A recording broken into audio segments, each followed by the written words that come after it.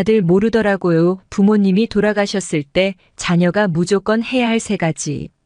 아버님이 돌아가시면 13개월 이내에 무조건 해야 되는 것들이 있는데 너무 슬픔에 빠져서 이걸 놓치시는 분들도 진짜 있다.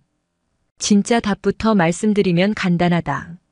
만약 내 부모님이 돌아가신다면 무엇부터 해야 할까? 1.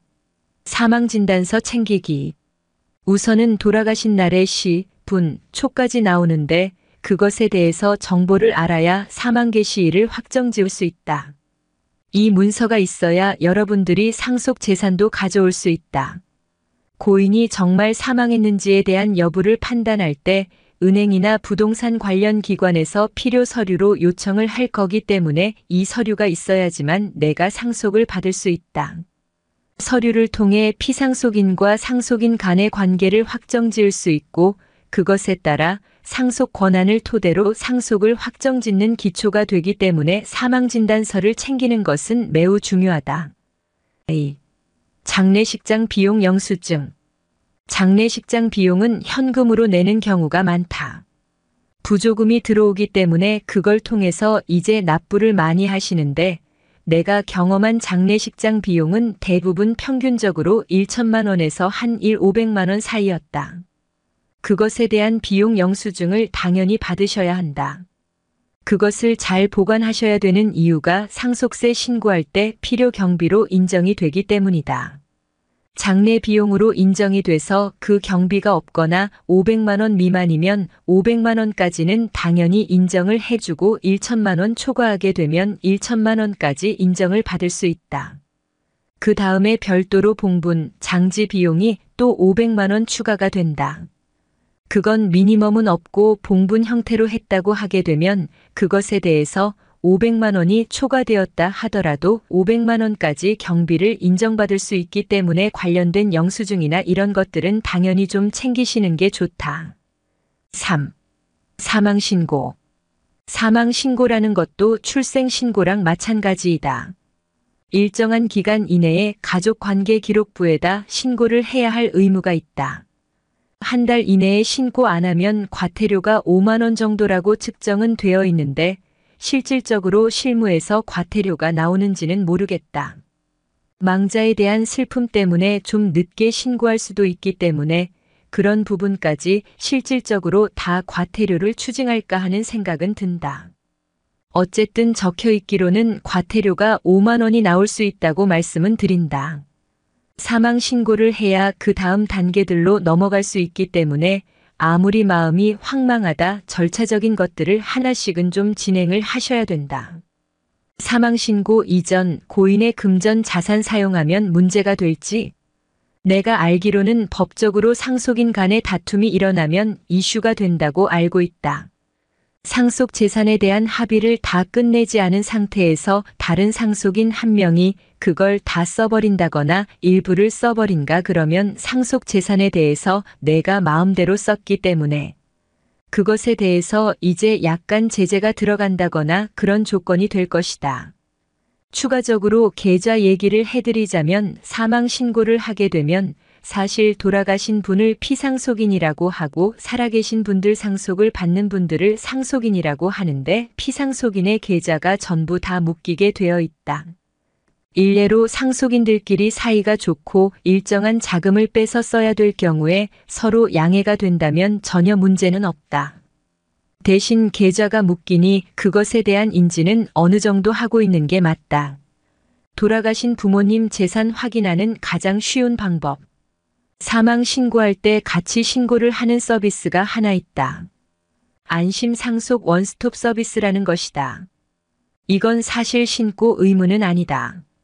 서비스를 해주는 건데 대한민국에서 피상속 인고인이 가지고 있는 부동산, 금융재산, 국세, 세금 밀린 것, 피상속인과 관련된 자동차 등 모든 정보를 다 확인해주는 안심상속 원스톱 서비스라는 게 있다. 그니까 말 그대로 돌아가셨으니 재산에 대한 파악을 하셔야 되는데 그 재산 파악을 국가에서 한 번에 쭉 알아봐 주는 것이다. 사실은 나도 내 아버지가 통장 계좌에 얼마 있는지 전혀 모른다. 그리고 어디 은행에 계좌가 있는지도 모른다.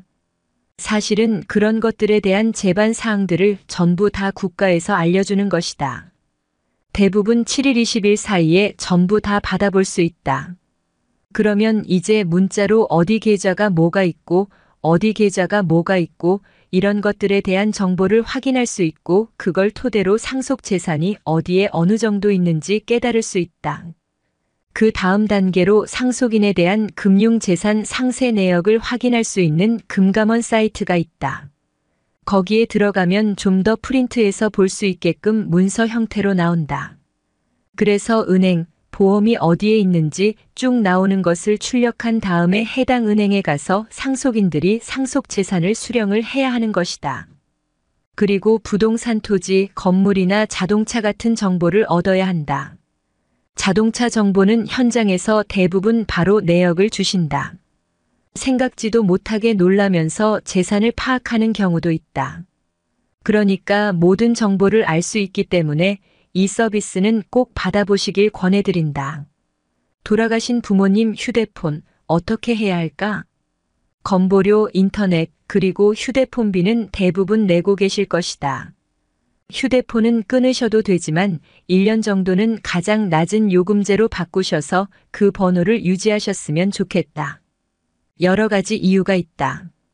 첫 번째로 그냥 추억이 담겨 있는 아버님의 휴대폰이니까 뭐 사진도 한 번씩 보실 수 있고 그렇다. 두 번째로는 채권, 채무 관계를 확인하셔야 한다. 코로나 때 내가 확실히 경험했던 건데 사업을 왕성하게 하던 오너가 갑자기 돌아가셨다. 그러면 이 오너가 물건을 어디서 샀고 어디서 팔았는데 못 받은 돈들이 있을 것이다. 그런 채권, 채무 관계를 정리를 해야 되는데 이게 아버님이 갚아야 될 돈에 대해서는 그분들이 알아서 나타나지만 문제는 그 금액이 맞는지를 확인해야 된다. 왜냐하면 일부 변제했을 수도 있기 때문이다.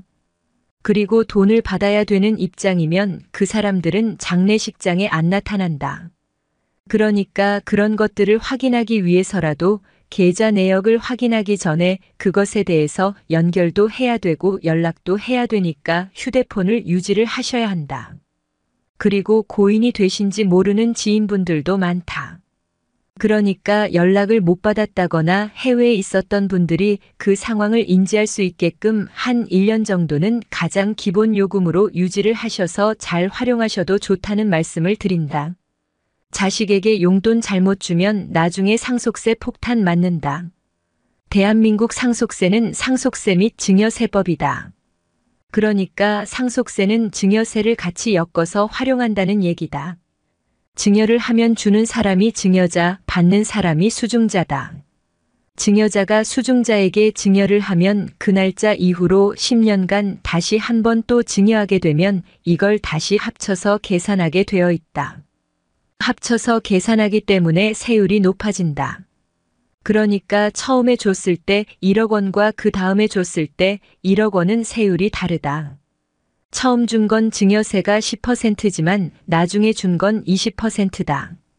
누진 세율로 계단식으로 올라가기 때문이다. 그래서 증여를 하고 싶어도 많이 못 주는 것이다. 그러면 증여를 하고 나서 10년 이내에 돌아가시면 상속 재산에 증여했던 게 얹어진다. 그러니까 상속세가 확 올라가는 것이다. 상속 개시일에 고인이 갖고 있었던 재산이 10억이라고 해보자. 하지만 돌아가시기 10년 이내에 증여를 했던 게 100억이라면 110억으로 상속세 신고를 해야 하는 것이다. 그리고 예전에 100억에 대해서 냈던 증여세를 하단해서 빼주는 것이다. 결국 그 차익분에 대해서 더 내라는 얘기다. 근데 이게 10년인 게 상속인이고 상속인 이외의 자는 5년이다. 상속인 이외의 자로 대표적으로 나오는 게 사위, 며느리, 손주, 피상속인의 형제들. 그분들이 이것을 파악해야 하는데 어차피 은행에 가실 것이다. 그럼 첫 번째로 은행에 가기 전에 콜센터에 먼저 전화를 해서 상속인이 어떤 서류를 가져가야 피상속인의 금융계좌를 다 받을 수 있는지에 대한 리스트를 받아야 한다. 그래서 아까 상속 개시 1개월 이내에 해야 할 일들 중에 주민센터는 어차피 가니까 가서 사망신고하고 안심상속 원스톱 받으시고 하나 더 권하고 싶다. 피상속인과 상속인들이 본인의 상태를 입증할 수 있는 다양한 서류들이 있다. 가족관계증명서, 주민등록등본, 초본 등등 그런 서류들을 기본적으로 5개씩은 떼두면 좋다. 왜냐하면 그런 서류들을 제출하는 기관들이 꽤 많다. 그러니까 그걸 할 때마다 주민센터 가서 떼오고 또 떼오고 하면 일이니까 한 번에 쭉 상속인들 거 서류를 전부 다 정리하시는 게 좋다. 그럼 그때 상속 재산 다 받고 그 다음에 해야 할 것은 무엇일까? 10년치에 대한 상속 재산에 포함되는 사전증여 재산을 확인해야 한다고 말씀드렸는데 그걸 확인하기 위해서 10년간 피상속인의 계좌 내역을 전부 다 확인하셔야 한다. 그 내역을 달라고 해야 한다. 그 내역을 알아야 담당 세무사님한테 줄 수 있기 때문이다. 세무사님이 그걸 파악을 해야 한다. 10년치의 피상속인의 계좌 내역을 전부 다 받아야 한다. 근데 여기서 놓치시는 게 가끔 있다. 돌아가시기 2년 전까지는 어은행 계좌를 썼었는데 8년간은 비은행의 계좌를 썼다고 해보자.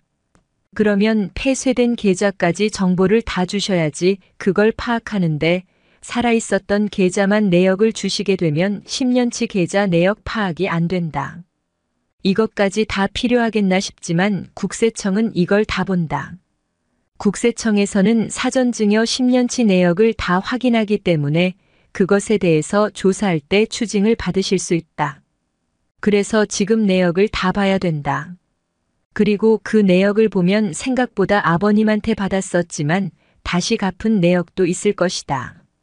그러면 그런 내역들에 대한 스토리를 다시 한번 엮어봐야 되는데 10년 동안의 스토리를 다시 한번 끌어오는 데 있어서는 생각보다 상속세 신고 기간인 6개월의 기간은 짧다. 그러니까 빨리빨리 데이터를 주시면 그것에 대해서 파악하고 안내해주는 식으로 업무가 진행된다. 그리고 상속인들 계좌도 마찬가지다. 상속인은 10년치, 상속인 이외의 자는 5년치 계좌 내역을 주시는 게 좋다.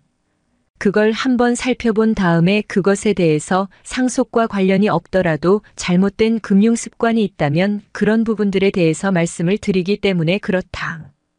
받은 용돈 다시 돌려드린 내역이 있으면 상속세에 포함 안 되는지 웬만하면 익스큐즈를 좀 해준다. 왜냐하면 결국은 나도 아버지가 은퇴하고 나서 힘들면 생활비를 줄 수 있기 때문이다. 근데 결국 서로 다 생활비의 명목이었다면 상계를 좀 해주는 면이 있다. 가족 간이기 때문이다. 그런 부분들을 좀 봐주는 거고 생각보다 상속인 분들이 아버지는 나한테 10년간 한 번도 준 적이 없다. 라고 말하는 경우가 많은데 생각보다 알게 모르게 지원을 받은 게 많을 것이다. 이런 경우도 있다. 본인이 젊었을 때 독립한다고 나갔는데 그때 전세자금을 아버님이 내준 것이다. 근데 전세 계약은 본인 명의로 하고 나갈 때도 그 돈을 본인이 받는 경우가 많다. 그러고 나서 내 자금이었다고 생각하는데 생각보다 그 자금의 출처가 아버지였던 경우가 많다. 그래서 살아 생전에 난 받은 적 한 번도 없고 세무서에서 연락 한 번도 온 적 없다고 하는데 세무사는 그렇게 한가하지 않다. 그래서 간단한 그런 증여세에 대한 조사를 하는 게 아니라 상속세 때 그 10년치 내역을 전부 정산한다는 개념이고 생각보다 많은 내역들이 계좌에 적혀 있다. 그래서 진짜 한 번도 없었다라고 하셔도 뭐 5천만 원, 1억 원 이런 것들 툭툭 튀어나오면 그제서야 맞다고 하시는데 그러면 그 다음에 그 자금에 대한 이야기를 해주셔야 추후에 조사에 임할 때 소명을 어떻게 할 것인지 생각을 하는 것이다. 9년 11개월 28일 전 내역이 조사 때 나온 적이 있다. 그냥 딱 진짜 10년만 본다. 그게 3일 남았더라도 아쉽지만 예전에 증여했던 게 이제 포착이 된 거고. 그래서 그 당시에 안 냈던 증여세, 그 다음에 증여세에 따른 무신고 가산세가 20%, 그 다음에 무서운 게 뭐냐면 납부불성실 가산세. 세금은 원세액도 무섭지만 가산세가 무섭다. 납부 불성실 가산세 납부세액 X 경과 일수 X 310 0 납부 불성실 가산세가 1년에 89% 된다. 10년 치면 거의 90%. 가산세만 110%이고 이 증여재산은 다시 상속세에 얹어져서 상속세 내고 상속세 과소신고. 가산세 10%, 납부 불성실 가산세까지 다해서 그 당시 증여재산 가액이 3억이었는데 근데 총 냈던 세금은 3억 2천이었다. 상황은 여러 가지로 달라질 수 있다. 혹시나 나중에 증여를 받으면 아버지나 어머니한테 좋은 약을 빨리 사드리라고 말한다. 10년간 건강하게 사셔야 된다. 그래서 나는 태어나자마자 2천만 원씩 주라는 얘기들도 많이 한다. 증여재산 공제액이 딱 미성년자 때 2천만 원, 그 다음에 성년 때는 5천만 원, 요즘은 정말 많이 필요하다. 젊은 2030대 분들이 마중물이 없다. 마중물이 없으니까 뭔가 사회에서 스타트하기가 너무 힘들다. 그러니까 뭘 안 한다. 결혼도 안 하고 출산도 안 한다. 근데 그건 국가 얘기고 우리 현실 자체가 지금 너무 힘든데 뭘 하겠나? 상속에 대한 생각 1. 나 죽으면 알아서 가져가. 고인이 돌아가실 때 상속세가 몇십억이 나오면 자녀들이 못 가져간다. 이걸 먼저 아셨으면 좋겠다. 다 주라는 게 아니라 조금의 마중물을 주면 쩍쩍 갈라져 있는 논두렁에서 조금의 힘이 될 것이다. 상속에 대한 생각 2. 미리미리 줄게. 미리미리 주겠다고 하시는 분들은 시점을 미리미리 맞춰서 최대한 빨리빨리 줘야 한다.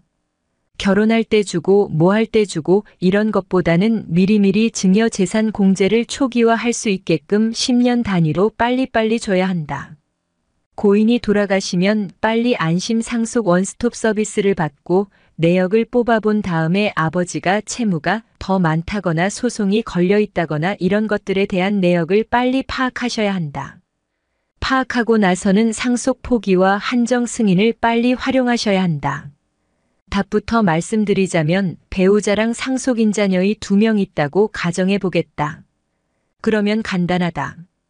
자녀 2명이 상속 포기하고 배우자 1명이 한정 승인 받으시면 딱 그 대에서 끝난다. 이게 가장 심플한 매뉴얼이다. 근데 대부분 상속 포기만 알고 계신다. 상속 포기는 나를 그냥 투명인간 취급해 주세요. 나는 이거에 관련이 하나도 없습니다. 재산이든 채무든 아무런 관련이 없어요. 하는 개념이다. 한정 승인은 내가 재산을 받는데 채무 액수까지만 받을게. 그 다음엔 몰라. 라는 개념이다. 그러니까 대부분이 상속 포기만 알아서 3명이 다 상속 포기를 해버리면 손주한테 채무가 상속된다. 손주가 또 상속 포기를 하면 직계 존속으로 올라가고 형제로 넘어간다. 갑자기 모든 가족들이 상속 포기를 하게 된다. 그러니까 빨리 자녀가 상속 포기하고 배우자는 한정 승인을 하는 게 제일 심플하고 담백하다. 이걸 하기 위해서는 채무와 재산을 3개월 이내에 파악해야 한다. 뒤늦게 번거로운 일을 만들지 않았으면 좋겠다. 부모님 돌아가신 뒤 6개월 뒤 꼭 확인하셔야 하는 이것. 우선은 상속 재산에서 부동산이 차지하는 비율이 6,070% 이상이다. 10억에서 20억 정도 가지신 분들은 부동산이 거의 90%다. 그러니까 부동산에 대한 가치 평가가 얼마냐에 따라서 상속세가 달라진다. 부동산은 대부분 아파트지만 논을 갖고 있을 수도 있고 과수원을 갖고 있을 수도 있고 임야 상가를 갖고 있을 수도 있다. 그럴 때마다 가치 평가를 하는데 아파트와 달리 임야는 가치가 바로 떠오르지 않는다. 여러 가지 시뮬레이션을 돌려야 한다. 아파트 가치 평가. 같은 단지 내에 나랑 똑같은 면적, 전용 면적 기준은 5% 이내, 그리고 공동주택 가격의 5% 이내의 부동산 가격이 상속 개시일로부터 전 6개월 후 6개월에 팔린 가격이 있다면 그걸 세법에서는 시가라고 한다. 유사 매매 사례 가액이라고 표현한다. 앞동에 나랑 똑같은 아버지가 갖고 있는 주택이 84제곱미터인데 예를 들어 84제곱미터가 10억에 팔렸으면 상속세 신고할 때 걔를 끌고 와서 10억으로 쓰는 것이다. 그게 가장 일반적인 아파트에 대한 시가이다. 근데 자산 가치가 요즘 같이 부동산 시장이 급변하는 경우에는 그 6개월 사이에 엄청나게 가격의 차이가 크게 생길 수 있다. 그러니까 10억이었다가 6개월 만에 7억이 될 수도 있다. 그러면 내 부동산이 내가 받는 상속 재산과 다를 수 있게 된다. 그러면 감정평가라는 걸 하시면 좋다. 유사 매매 사례가액은 결국 나의 상속 재산이 아니기 때문에 유사채를 갖고 와서 쓰는 건데 감정평가를 하면 내 재산, 내 상속 재산을 딱 타겟팅해서 감정평가를 하고 가격을 매기는 것이기 때문에 이게 더 정확하다. 이게 1순위가 된다. 그리고 이 가액을 조금 조절할 수 있다. 대부분 시가 개념에서 플러스 마이너스 10%이다. 근데 10억이던 게 8억에 거래된 게 있다면 그럼 8억을 사용해서 가격을 먹이다 보면 7억 5천이 나올 수도 있는 것이다. 지금 당장에 이 상속 재산에 대한 상속세가 너무 부담이 된다면 가격을 낮추시라고 말씀을 드린다. 근데 가격을 낮추면 한편으로 무슨 일이 생기느냐? 아버지가 아들한테 준다고 가정을 해보면 아버지는 에그짓하고 끝이지만 아들은 시작이다. 7억 5천으로 감정평가에서 상속세 줄인 건 좋은데 얘를 미래에 팔 때 세금을 낼 때 취득가액이 된다. 그것까지 고민을 하셔서 시뮬레이션을 해봐야 한다. 그러니까 미래에 얼마에 팔면 세금이 얼마 나오니까 지금 줄어드는 상속세랑 미래에 더 낼 양도소득세 중에 어떤 게 유리할 것인가 그걸 꼭 따져봐야 한다. 근데 아들이 무주택자인데 상속받고 나서 2년 보유하고 팔면 비과세를 받을 수 있다. 양도소득세 12억 원까지. 그러면 나라면 가격을 꾹꾹 눌러 담아서 상속세를 줄이고 미래 12억 원에 팔아서 비과세 받고 세금도 줄이고 미래 양도소득세는 0원을 만드는 이런 플래닝을 세무사님과 논의를 할 것이다. 토지, 상가, 시세 없는 빌라촌, 원룸촌 가치평가. 빌라는 주변에 비슷한 게 보인다 해도 건물의 형태, 외관, 사용 승인일, 품고 있는 땅의 면적도 다 다르다. 시세와는 다르다.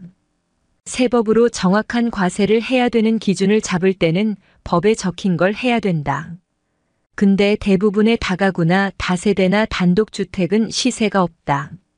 시세가 없기 때문에 대부분 아주 낮은 가격으로 한다고 하면 공동주택 가격이나 개별주택 가격으로 할 수 있다. 근데 그렇게 상속세는 낮출 수 있겠지만 미래에 양도세가 엄청 크게 나올 수 있다. 그러니까 감정평가를 받을 건지 아니면 기준시가로 받을 건지를 그때 고민하셔야 한다. 최근 케이스 하나 말씀드리면 감정평가는 34억, 그 다음에 기준 시가는 공동주택 가격이랑 개별주택 가격은 14억이었다. 그러면 34억을 신고하게 되면 상속세가 배우자 상속공자나 다양한 걸 적용받아서 2억 5천 정도였다. 근데 이걸 기준시가 14억으로 받았을 때는 상속세가 0원이었다. 그러면 상속세 0원으로 가자고 하는데 이걸 미래에 30억에 판다는 가정으로 시뮬레이션을 돌려봤는데 상속인 3명이 똑같이 나눠 가져서 최대한 양도 소득세도 분산시켰을 때 7억 5천만 원이었다. 그래서 이분은 감정평가를 받아야겠다고 결정했고 감정평가를 최대한 낮추는 방법에 대해 논의를 했다. 그래서 부동산에 대한 시가평가가 상당히 중요하다. 상속세는 신고와 납부까지 6개월 이내에 해야 한다. 6개월 이내에 신고랑 납부를 해야 하기 때문에 6개월간 납부 재원을 마련해야 한다. 몇 천만 원, 몇 척씩 나오면 부담될 수 있다. 그나마 상속세는 납부 방식에 연부연납이라는 제도가 있다. 그래서 매년 1,000만 원 이상 낸다고 하면 최대 10년까지 좀 쪼개서 낼 수 있다. 최대 11조각 쪼개서 낼 수 있는 것이다. 신고를 안 하시면 그 다음날 바로 무신고 가산세가 20% 붙는다. 그리고 일정 기한 내에 다시 신고를 하면 가산세를 줄여주긴 하지만 신고 기한은 무조건 지키시는 게 좋다. 그러니까 상속인 간에 엄청나게 자산 다툼이 있어도 신고할 때는 의기투합을 해야 한다. 본인들의 재산을 지키는 것이기 때문이다. 가산세가 생기지 않아야 되니까 이 부분은 같이 좀 협업을 하시는 편이다. 그래서 꼭 신고는 제때 하시고 납부도 제때 웬만하면 맞춰서 하시라고 말씀드린다. 상속인 간에 다툴 때는 납부를 어떻게 하나? 피상속인이 갖고 있던 계좌를 공동계좌로 만들면 된다. 공동계좌는 이름이 여러 명 들어가면 여러 명의 동의가 없으면 계좌 인출을 못하게 되어 있다. 그래서 그건 공동자금으로 놔둬서 추후에 상속세 낼 때 거기서 먼저 내게끔 하는 것이 상속재산에 대한 다툼에 대해서 조금이나마 덜 다투게 될 수 있고 같이 위험을 해소할 수 있는 방법이 될 수 있다. 취득세 신고 및 납부. 아까 말씀드렸지만 부동산이 상속재산의 대부분이다. 그러면 주택을 받을 때도 생각을 해야 한다. 무주택자인 상속인이 받을 때는 취득세가 0.96%로 아주 낮다. 근데 무주택자가 아닌 사람이 받으면 2.96% 아니면 국민주택 규모를 초과를 하면 3.16%를 내야 한다. 3배를 더 내야 한다. 그러니까 상속 재산을 받을 때도 누가 받을지를 고민해야 한다. 그래서 부동산에 대한 등기는 가장 마지막 달에 하라. 모든 게 다 정리되고 나서 세금을 가장 줄일 수 있는 전략 방식으로 부동산 등기를 하는 게 제일 좋다. 고인에게 사업소득 또는 근로소득이 있었다면 종합소득세 신고.